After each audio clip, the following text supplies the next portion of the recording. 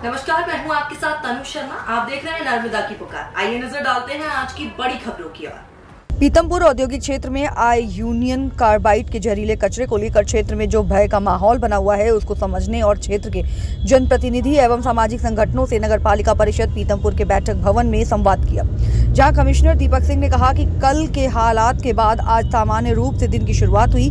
सभी कंटेनरों को सिर्फ यहाँ लाया गया है।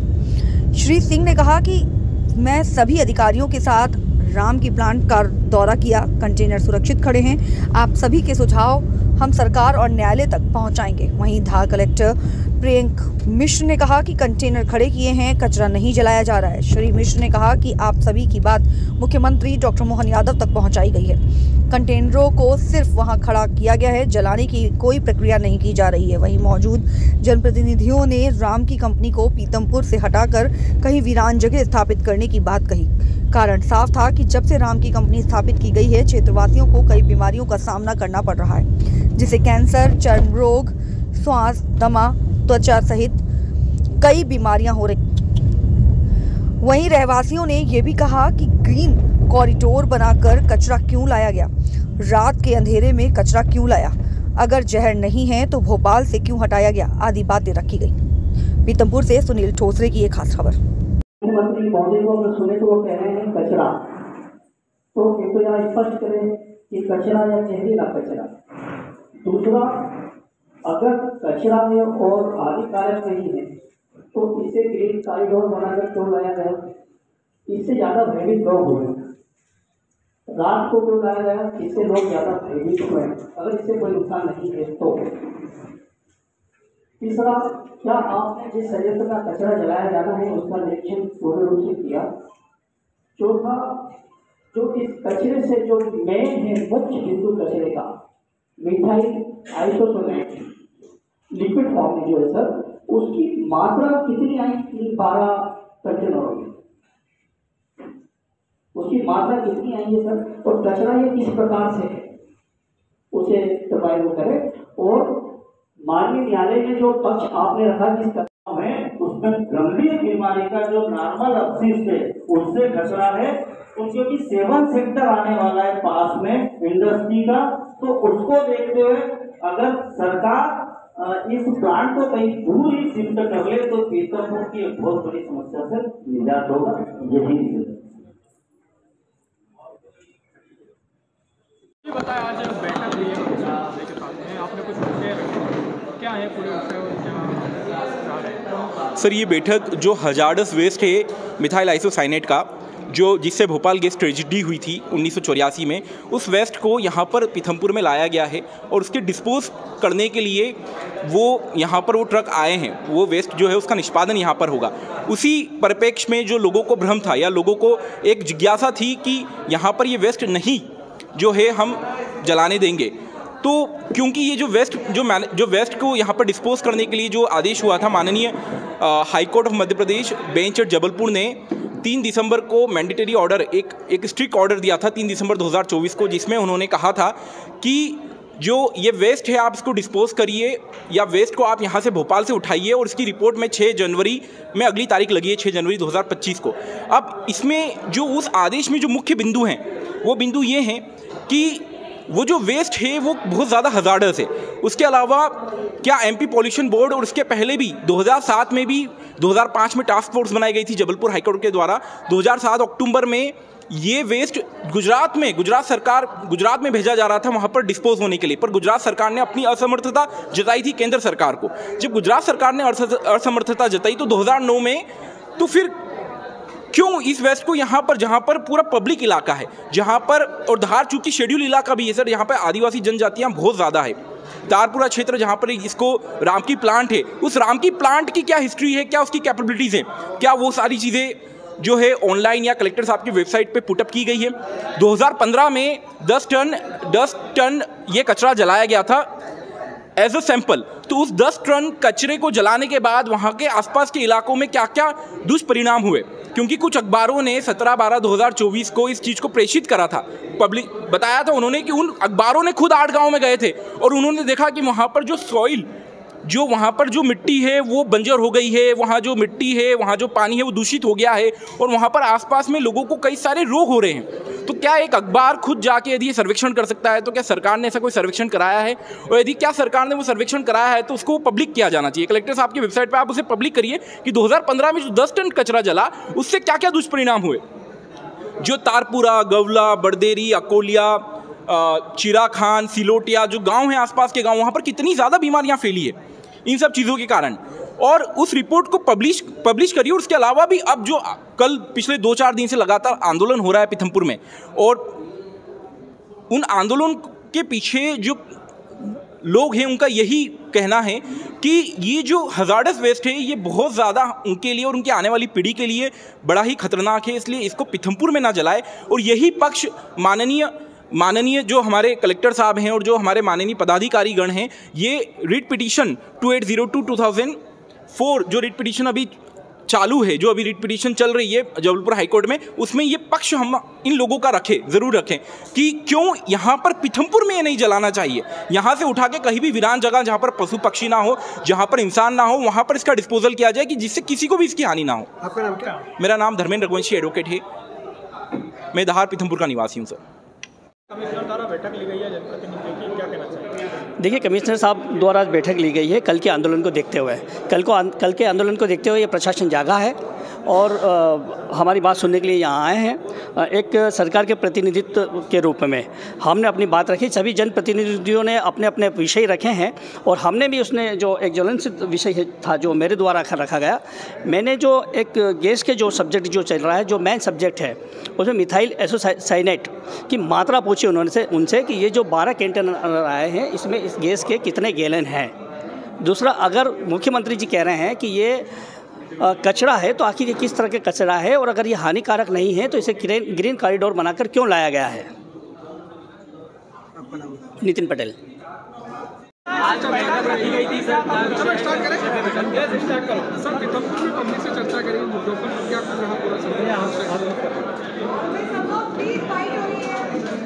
भोपाल से यूनियन कार्बाइड का जो अपशिष्ट विभिन्न 12 कंटेनर में पीथमपुर स्थित रैम की जो केंद्र है वहाँ पर लाया गया है। उसके बाद पीथमपुर में कुछ कानून व्यवस्था की स्थिति निर्मित हुई थी और उसका एक प्रमुख कारण था कि लोगों में कुछ इस तरह का संदेह या भय या एक इस तरह की बात आ गई थी कि इससे उनका कुछ स्वास्थ्य पर विपरीत प्रभाव पड़ने वाला है। आज हम लोगों ने यहाँ पर मैंने आईजी इंदौर, धार के कलेक्टर एसपी, यहाँ पीथमपुर के नगरपालिका अध्यक्ष जी, पार्षदगण, सभी विभिन्न जनप्रतिनिधियों और आम नागरिकों के साथ चर्चा की है। जैसा कि माननीय मुख्यमंत्री जी ने आज सुबह अपने स्टेटमेंट में कहा है कि जो यूनियन कार्बाइड भोपाल का जो अपशिष्ट यहाँ पर पीथमपुर में रैम की प्लांट में भेजा गया है वो माननीय उच्च न्यायालय के आदेश पर ये परिवहन किया गया है। माननीय उच्च न्यायालय में 6 तारीख को जो इसकी तिथि निर्धारित है उस दिन प्रदेश सरकार के द्वारा इसकी स्टेटस रिपोर्ट प्रस्तुत की जाएगी और उसके बाद यहाँ की जो जनभावना है उसके बारे में भी अवगत कराते हुए इसके बारे में आगे जो भी माननीय उच्च न्यायालय के द्वारा जो भी निर्देश होंगे उसके अनुसार आगे हम लोग उसमें निर्णय लेंगे कि कैसे कार्रवाई होनी है। दूसरा जो एक बहुत ही महत्वपूर्ण विषय आ रहा है जो इस बात को लेकर है, लोगों की जो चिंता है स्वास्थ्य को लेकर या उसको अपशिष्ट का जब निस्तारण होगा तो किसी प्रकार का वायु में या अंडरग्राउंड वाटर में या लोगों के हेल्थ या उस पर कोई प्रभाव पड़ना है। तो चूँकि इसके बारे में कई विशेषज्ञ कंपनियां, बहुत सारे institutions, national pollution control board और अन्य संस्थाएं भी इसमें काम कर रही हैं, तो हमारा ये प्रयास होगा कि इस तरह की जो एक्सपर्ट इंस्टीट्यूशंस और एजेंसीज़ इसमें काम कर रही हैं उनके माध्यम से हम पीथमपुर के जो जनप्रतिनिधि हैं, यहाँ के नागरिक हैं, उनको हम अवगत कराएं कि इसमें वास्तविकता क्या है। हमने यहाँ के जनप्रतिनिधियों से और नागरिकों से ये भी अपील की है कि किसी प्रकार का अफवाहों में ध्यान नहीं दें, क्योंकि अफवाह फैलने से भी कई बार इस तरह की स्थितियाँ उत्पन्न होती हैं। मैं पीथमपुर के नागरिकों को इस बात के लिए भी धन्यवाद देने के लिए आया हूँ कि जब प्रशासन और पुलिस ने उनसे बातचीत की तो बहुत ही समझ-बूझ के साथ वो सारे जो प्रॉब्लम्स थे, जो कन्फ्यूज़न थे, वो दूर हो गए हैं और सरकार ने इस बात को बहुत ही गंभीरता से लिया है। धार के जितने जनप्रतिनिधि हैं उन सभी से माननीय मुख्यमंत्री जी और मुख्य सचिव जी ने बात की है, तो मुझे पूरा विश्वास है कि जो अब लॉ एंड ऑर्डर की सिचुएशन क्रिएट हुई थी, ये पूरी तरह से नॉर्मलाइज अब हो गई है। आज पीथमपुर में जन सामान्य पूरा नॉर्मल है, शांतिपूर्ण है। आगे भी हम लोग संवाद सबके साथ रखेंगे और आगे जो भी इसमें माननीय न्यायालय के द्वारा निर्णय आएगा उसके अनुरूप हम लोग सभी लोगों को विश्वास में लेके संवाद कायम करके पारदर्शिता के साथ सारी अग्रिम कार्रवाइयाँ हम लोग। कंटेनर आने की सूचना आम लोगों को या किसी जनप्रतिनिधि को नहीं दी गई थी, ऐसा क्यों? चलिए, में विगत 2-3 दिन से जो लॉ एंड ऑर्डर की सिचुएशन हुई थी उसको जिला प्रशासन और पुलिस धार ने बहुत ही अच्छे से कंट्रोल कर लिया था, लेकिन इस बात की आवश्यकता थी कि लोगों से संवाद बेहतर ढंग से स्थापित किया जाए ताकि इस तरह की सिचुएशन दोबारा ना हो। आज सभी जनप्रतिनिधियों से, आम नागरिकों से बातचीत हुई है। ये तय हुआ है कि किसी भी प्रकार की अफवाह में कोई ध्यान नहीं देगा। पुलिस प्रशासन और यहाँ के स्थानीय लोग और जनप्रतिनिधियों से लगातार संवाद कायम रहेगा और जो भी ये यूनियन कार्बाइड का जो अपशिष्ट है उसके निस्तारण के लिए जो भी प्रक्रिया चल रही है उसमें पूरी पारदर्शिता के साथ संवाद करते हुए माननीय उच्च न्यायालय के आदेश के अनुसार हम लोग अग्रिम कार्रवाई सुनिश्चित करेंगे। सर, कल प्रदर्शन के दौरान देखिए, सबसे पहली बात तो मैं ये बोलना चाहूँगा कि कल की घटना के बाद जो हम लोगों ने सबसे बातचीत किया, विचार विमर्श किया और जो कानून व्यवस्था सुनिश्चित करने के लिए जो प्रयास किए उसके अच्छे सफल परिणाम हमें आज देखने को मिल रहे हैं। पूरा पीथमपुर शहर खुला हुआ है, यहाँ की सभी फैक्ट्रियाँ, पूरा ट्रैफिक मूवमेंट खुला हुआ है, उसके लिए सभी को धन्यवाद। और आज के लिए मैं सबको ये संदेश देना चाहूँगा कि अभी जैसे कुछ सुबह में कुछ अफवाहें आई कि कचरा जलाना शुरू कर दिया गया है और वहाँ कुछ मजदूर बेहोश हो गए, ऐसी किसी भी अफवाह में पीथमपुर की जनता को आने की बिल्कुल ज़रूरत नहीं है।